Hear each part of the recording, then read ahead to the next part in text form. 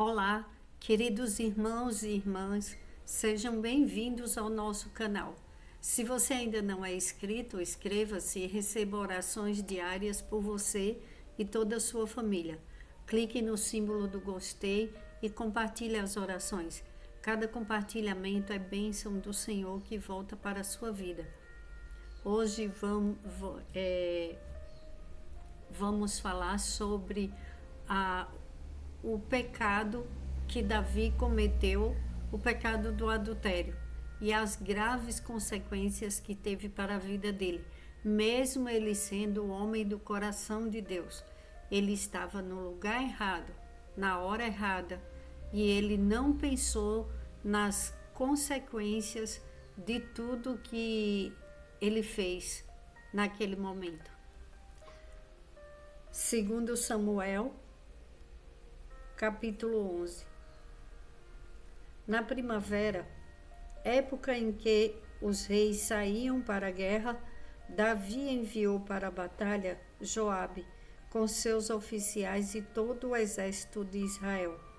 E eles derrotaram os amonitas e cercaram Rabá. Mas Davi permaneceu em Jerusalém. Uma tarde, Davi levantou-se da cama e foi passear no terraço do palácio. Do terraço viu uma mulher muito bonita tomando banho e mandou alguém procurar saber quem era. Disseram-lhe: é Betseba, filha de Eliã e mulher de Urias, o hitita. Davi mandou que a trouxessem e deitou-se com ela, que havia acabado de se purificar da impureza da sua menstruação. Depois voltou para casa. A mulher engravidou e mandou um recado para Davi dizendo que estava grávida. Em face disso, Davi mandou esta mensagem a Joabe: envie-me Urias, o hitita, e Joabe o enviou. Quando Urias chegou, Davi perguntou-lhe como estavam Joabe e os soldados e como estava indo a guerra. E lhe disse: vá descansar um pouco em sua casa. Urias saiu do palácio e logo lhe foi mandado um presente da parte do rei. Mas Urias dormiu na entrada do palácio, onde dormiam os guardas de seu senhor, e não foi para casa. Quando informaram a Davi que Urias não tinha ido para casa, ele perguntou: depois da viagem que você fez, por que não foi para casa? Urias respondeu: a arca e os homens de Israel e de Judá repousam em tendas, ó meu senhor. Joabe e os soldados estão acampados ao ar livre. Como poderia eu ir para casa para comer, beber e dormir com minha mulher? Juro por teu nome e por tua vida que não farei uma coisa dessas. Então Davi lhe disse: fique aqui mais um dia. Amanhã o mandarei de volta. Urias ficou em Jerusalém, mas no dia seguinte Davi o convidou para comer e beber e o embriagou. À tarde, porém, Urias saiu para dormir em sua esteira, onde os guardas de seu senhor dormiam, e não foi para casa. De manhã, Davi enviou uma carta a Joabe por meio de Urias. Nela escreveu: ponha Urias na linha de frente, deixe-o onde o combate estiver mais violento, para que seja ferido e morra. Como Joabe tinha cercado a cidade, colocou Urias no lugar onde sabia que os inimigos eram mais fortes. Quando os homens da cidade saíram e lutaram contra Joabe, alguns dos oficiais da guarda de Davi morreram, e morreu também Urias, o hitita. Joabe enviou a Davi um relatório completo da batalha, dando a seguinte instrução ao mensageiro: Ao acabar de apresentar ao rei este relatório, pode ser que o rei fique muito indignado e lhe pergunte: por que vocês se aproximaram tanto da cidade para combater? Não sabiam que eles atirariam flechas da muralha? Em Tebes, quem matou Abimeleque, filho de Jerubezete, não foi uma mulher que da muralha atirou-lhe uma pedra de moinho e ele morreu? Por que vocês se aproximaram tanto da muralha? E se ele perguntar isso, diga-lhe: e morreu também o teu servo Urias, o hitita. O mensageiro partiu e, ao chegar, contou tudo a Davi, o que Joabe lhe havia mandado falar, dizendo: eles nos sobrepujaram e saíram contra nós em campo aberto, mas nós os fizemos retroceder para a porta da cidade. Então os flecheiros atiraram do alto da muralha contra os teus servos e mataram alguns deles, e morreu também o teu servo Urias, o hitita. Davi mandou o mensageiro dizer a Joabe: não fique preocupado com isso, pois a espada não escolhe a quem devorar. Reforce o ataque à cidade até destruí-la. E ainda insistiu com o mensageiro que encorajasse Joabe. Quando a mulher de Urias soube que o marido havia morrido, chorou por ele. Passado o luto, Davi mandou que a trouxessem para o palácio. Ela se tornou sua mulher e teve um filho dele.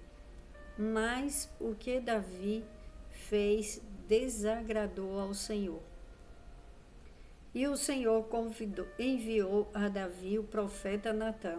Ao chegar, ele disse a Davi: 2 homens viviam numa cidade. Um era rico e o outro pobre. O rico possuía muitas ovelhas e bois, mas o pobre nada tinha, senão uma cordeirinha que havia comprado. Ele a criou e ela cresceu com ele e com seus filhos. Ela comia junto com eles, bebia do seu copo e até dormia em seus braços. Era como uma filha para ele. Certo dia, um viajante chegou à casa do rico e este não quis pegar uma de suas próprias ovelhas ou de seus bois para preparar-lhe uma refeição. Em vez disso, preparou para o viajante a cordeira que pertencia ao pobre. Então Davi encheu-se de ira contra o homem e disse a Natã: juro pelo nome do Senhor que o homem que fez isso merece a morte. Deverá pagar quatro vezes o preço da cordeira, porquanto agiu sem misericórdia. Você é esse homem, disse Natã a Davi, e continuou: assim diz o Senhor, Deus de Israel: eu ungi rei de Israel e o livrei das mãos de Saul. Dei-lhe a casa e as mulheres do seu senhor. Dei-lhe a nação de Israel e Judá. E se tudo isso não fosse suficiente, eu lhe teria dado mais ainda. Por que você desprezou a palavra do Senhor, fazendo com que ele reprova? Você matou Urias, o hitita, com a espada dos amonitas, e ficou com a mulher dele. Por isso a espada nunca se afastará de sua família. Pois você me desprezou e tomou a mulher de Urias, o hitita, para ser sua mulher. Assim diz o Senhor: de sua própria família trarei desgraça sobre você. Tomarei as suas mulheres diante dos seus próprios olhos e as darei a outro, e ele se deitará com elas em plena luz do dia.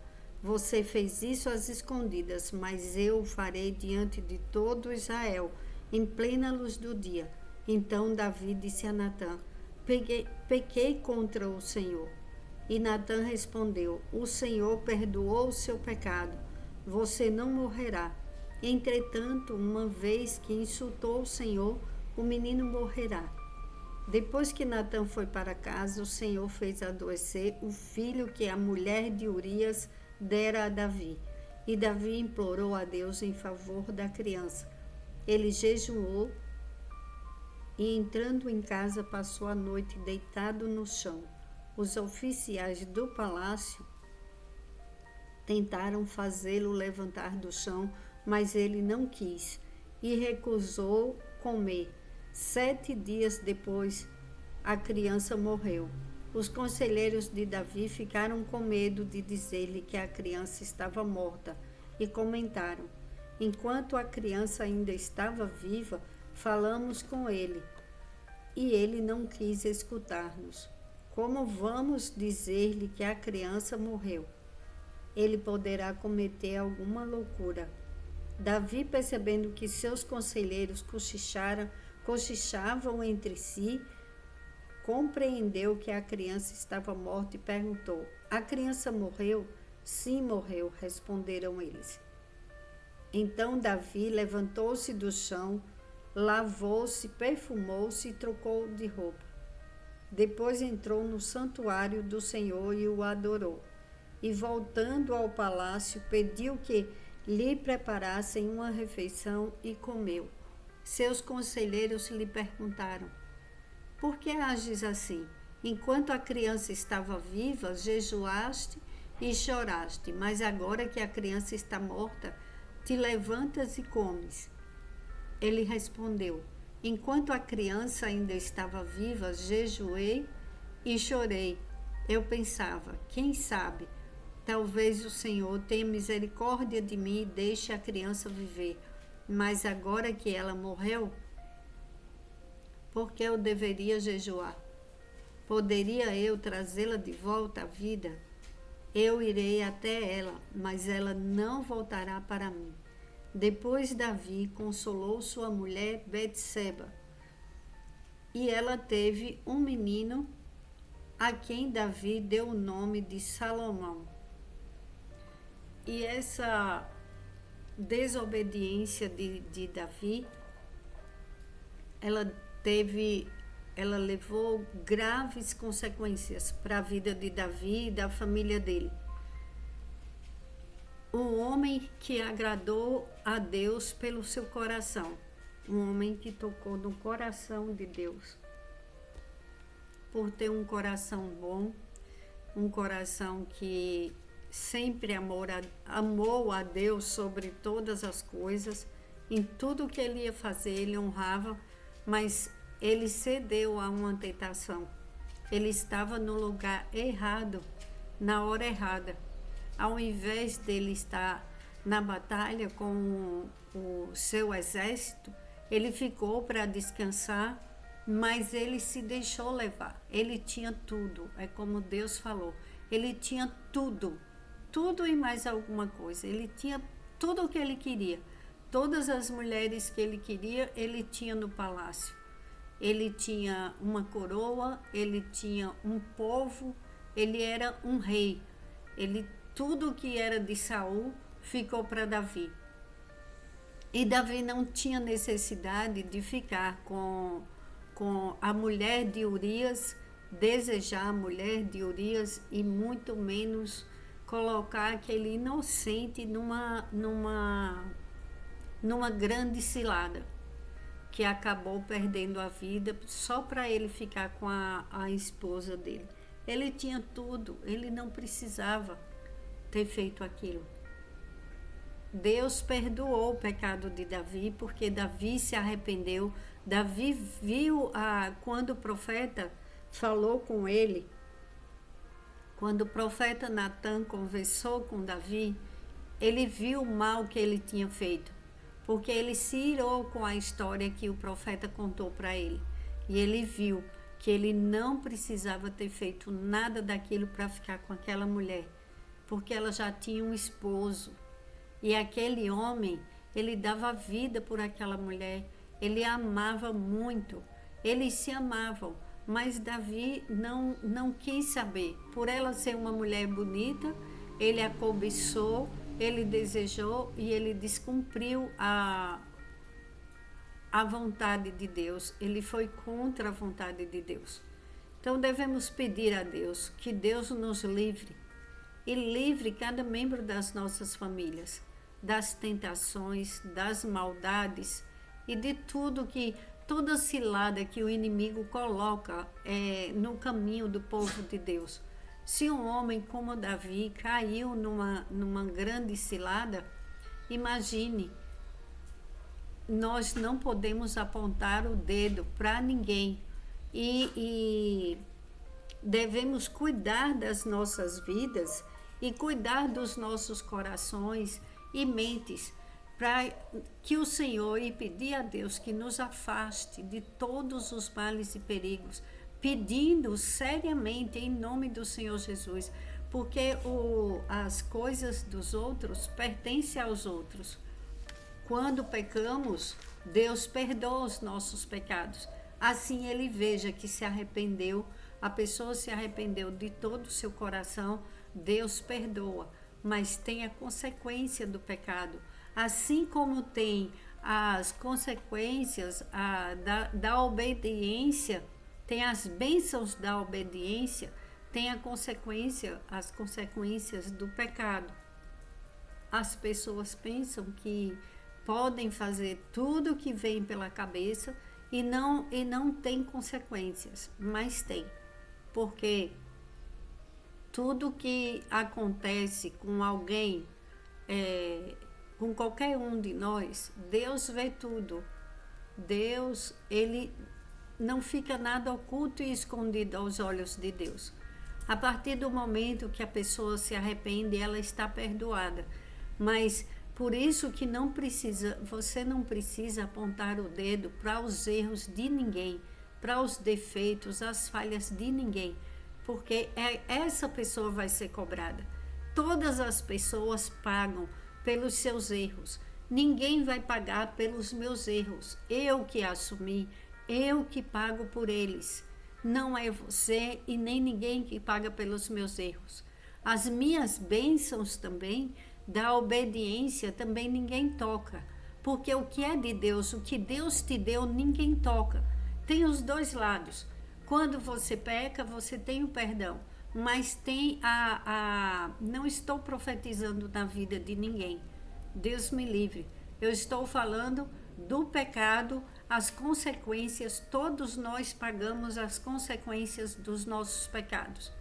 Davi, o homem do coração de Deus, ele pagou. Todos nós pagamos o preço pelos nossos pecados. Deus perdoa, mas tem a consequência. Só que as bênçãos da obediência também acontecem. Quando você se arrepende, você é perdoado. Aí tem o tempo que você passa por alguma coisa por causa do pecado cometido. Aí depois, com aquele arrependimento, você muda de vida. Tudo você está fazendo para agradar a Deus e com obediência a Deus. Aí aí vem as bênçãos da obediência. Aí você começa a colher os frutos da sua obediência. Tudo que você e eu obedecemos a Deus, temos as bênçãos, porque é de Deus. Ela vem de Deus e a palavra de Deus, ela não volta vazia. A palavra de Deus, ela se cumpre.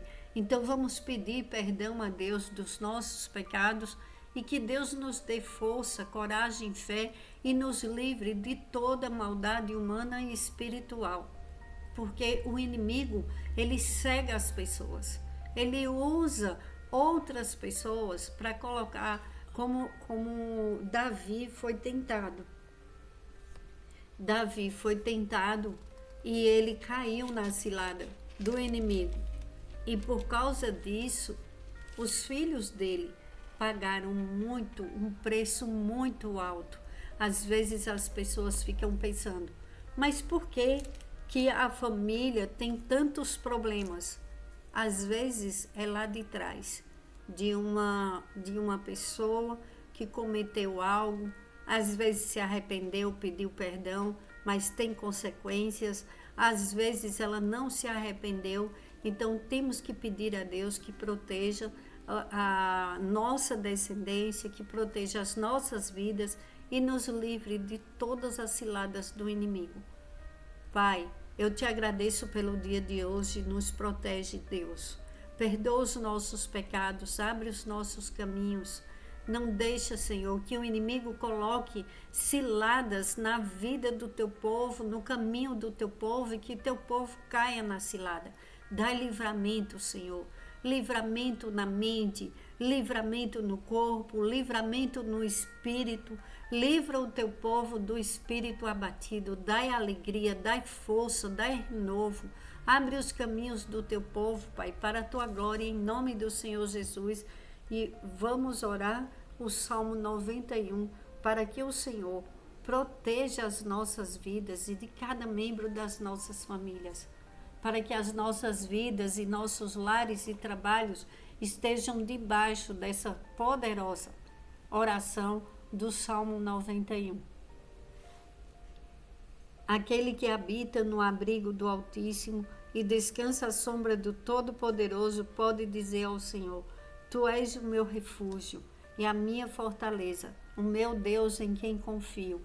Ele o livrará do laço do caçador e do veneno mortal.